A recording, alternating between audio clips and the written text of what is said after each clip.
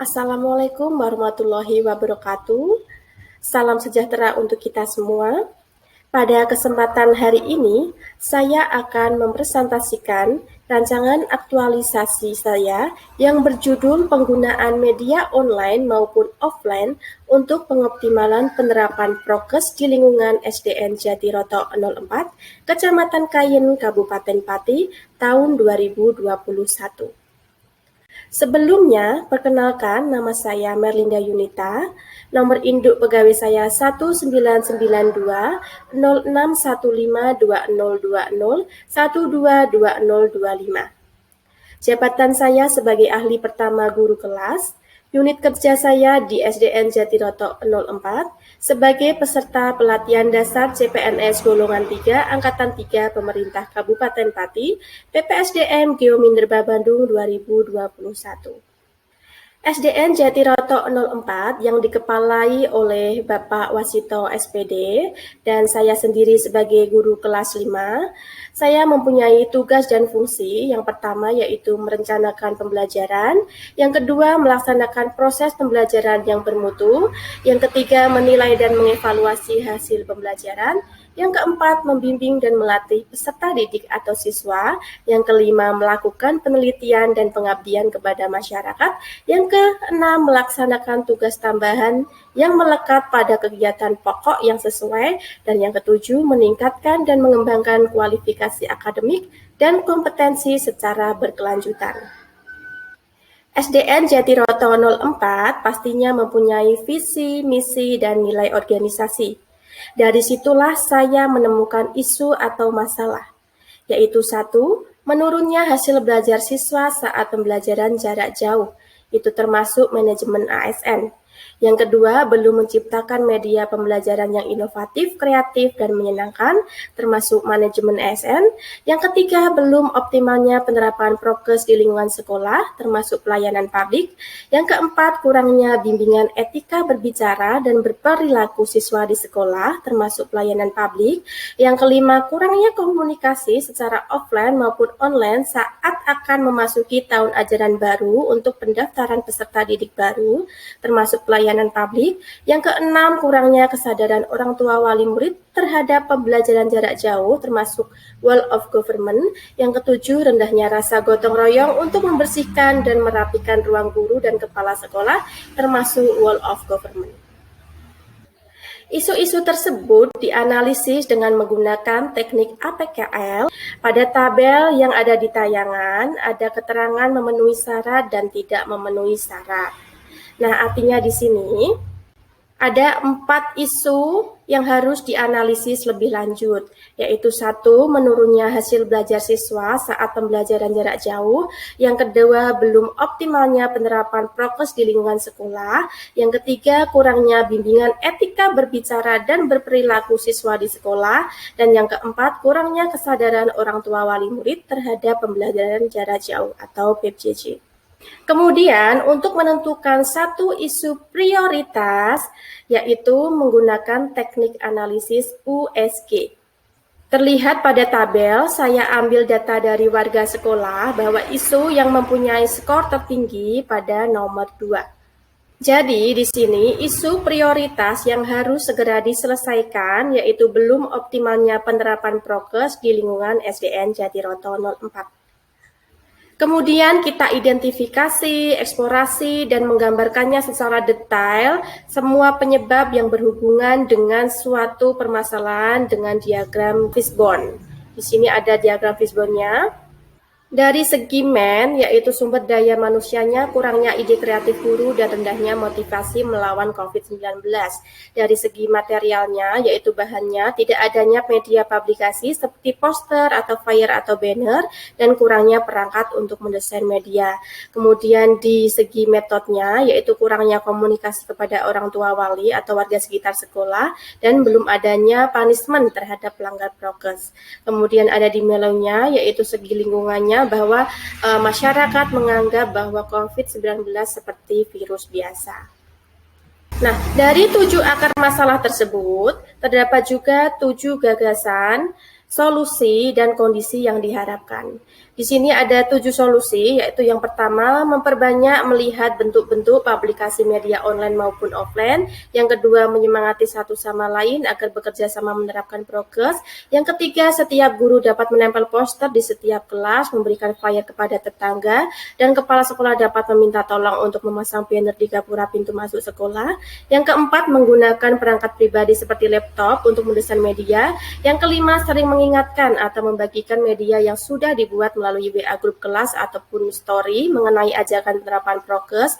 Yang keenam, membuat aturan untuk pelanggaran yang didesain sama seperti media online atau offline. Yang ketujuh, memberikan himbauan dan semangat melalui media publikasi dengan bekerja sama menerapkan prokes seperti ayo kita sama-sama menerapkan prokes untuk kehidupan yang lebih normal. Jika di situ ada 7 solusi, berarti di sini ada 7 kondisi yang diharapkan, yaitu satu, guru dapat mempunyai ide-ide kreatif setelah melihat dari berbagai sumber. Yang kedua, warga sekolah bersemangat dalam penerapan prokes. Yang ketiga, orang tua wali atau warga sekitar sekolah dapat menerapkan prokes di lingkungan rumah maupun sekolah. Yang keempat, menghasilkan media publikasi yang inovatif dan kreatif. Yang kelima, orang tua wali atau warga sekitar sekolah mematuhi dan menerapkan prokes di lingkungan sekolah. Yang keenam, semua orang akan menjadikan prokes sebuah kebiasaan. Yang ketujuh, prokes diterapkan oleh semua orang khususnya saat memasuki lingkungan sekolah. Jadi di sini gagasan inisiatif terkait pengoptimalan penerapan prokes di lingkungan SDN Jatiroto 04, yaitu dari segi pelayanan publik, berupa pembuatan media publikasi baik secara online maupun offline. Media tersebut nantinya akan dikemas dalam desain yang menarik, yang kreatif dan inovatif, sehingga membuat warga sekitar sekolah tertarik untuk melakukan penerapan prokes yang dapat dilakukan dalam jangka panjangnya, dapat menjadi suatu kebiasaan dalam kehidupan sehari-hari, terutama dalam memasuki lingkungan sekolah. Di sini saya realisasikan ada 4 kegiatan. Kegiatan pertama, membuat gugus tugas pengoptimalan penerapan prokes di lingkungan sekolah. Nanti tahapannya ada rapat, ada membuat SK bersama mentor, dan persetujuan mentor terkait draft tersebut. Outputnya berupa SK. Nanti yang kedua ada membuat poster dan flyer atau banner dengan tema ajakan atau punishment. Nanti ada tahapannya rapat, kemudian ada pembuatan desain 2 atau 3, kemudian ada rapat penentuan desain juga, kemudian ada observasi 2 atau 3 tempat percetakan, dan ada rapat pemilihan bahan-bahan pembuatan poster dengan memperhatikan kualitas dan harga sekaligus penentuan tempat percetakan. Nanti outputnya yaitu berupa poster atau flyer atau banner yang cetak dan digital. Kemudian di kegiatan yang ketiga yaitu ada mempublikasikan poster atau flyer atau banner secara manual dan digital. Nah, di sini ada yang pertama morning briefing dulu tentang dana pengeluaran pembayaran media, nanti bagaimana cara publikasi media manual dan digitalnya, semua berpartisipasi mempublikasikan, kemudian nanti ada monitoring dan timbal balik atau feedback kegiatan tersebut. Nanti outputnya yaitu timbal balik atau feedback semua warga sekolah terhadap kegiatan publikasi manual dan digital. Kemudian di kegiatan yang keempat yaitu ada mengevaluasi apakah sudah optimal penerapan prokes di lingkungan sekolah.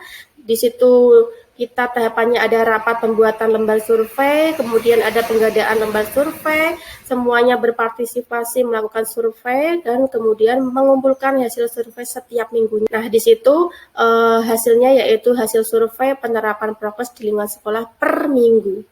Adapun dampaknya di sini di individu guru yaitu bermanfaat sebagai guru yang mematuhi dan menerapkan kebijakan pemerintah dan memberikan pelayanan publik untuk semua warga sekolah. Untuk unit kerja atau sekolah yaitu dampaknya itu memberikan pencapaian tujuan visi misi dan nilai organisasi, yaitu kesehatan masyarakat meningkat yang akan berdampak pada warga di lingkungan sekolah. Kemudian ada di masyarakat, dampak pada kesehatan dan kesejahteraan masyarakat. Masyarakat merasa diberikan pelayanan publik berupa ajakan atau punishment pelanggaran melalui media publikasi sehingga kegiatan tersebut dapat dipatuhi dan dilaksanakan oleh semua orang. Untuk jadwal rencana aktualisasi sendiri di sini tahapan pertama sampai keempat dan sekaligus tahapan-tahapannya yaitu mulai tanggal 23 Agustus 2021 sampai 30 September 2021 yang kemudian dilanjutkan untuk menyusun laporan aktualisasi sekitar 1 minggu yaitu 1 sampai 5 Oktober 2021. Di sini juga ada strategi menghadapi kendala, yaitu pada saat kegiatan membuat gugus tugas, mungkin kendalanya banyak tugas lain terkait pembelajaran dan administrasi kelas, sehingga nanti antisipasinya yaitu selalu berkoordinasi, bekerja sama, dan berkomunikasi dengan mentor dan para guru. Kemudian yang kedua, membuat poster atau flyer atau banner dengan tema ajakan tadi, yaitu kendalanya mungkin kurangnya kemampuan IT guru senior dalam pembuatan desain media publikasi. Antisipasinya dan strateginya yaitu saling bekerja sama, berbagi ilmu, dan berkomunikasi antara guru muda dan guru senior dalam pembuatan media. Yang kemudian nomor 3 yaitu mempublikasikan poster, yaitu kendalanya terdapat peserta didik atau orang tua yang belum masuk ke grup kelas. Strateginya mendata peserta didik yang belum masuk grup, kemudian home visit ke rumah peserta didik tersebut untuk mengkonfirmasi apakah mempunyai nomor WA atau memang tidak punya. Kemudian yang keempat, mengevaluasinya, kehadiran guru di sini 50% WFH dan 50% WFO. Jadi nanti antisipasinya yaitu pembagian tugas mensurvei dijadwalkan sesuai WFH dan WFO sesuai kesepakatan bersama. Itulah sedikit ulasan saya. Sekian dan terima kasih. Mohon maaf jika ada tulisan ataupun perkataan saya yang kurang berkenan. Wassalamualaikum warahmatullahi wabarakatuh.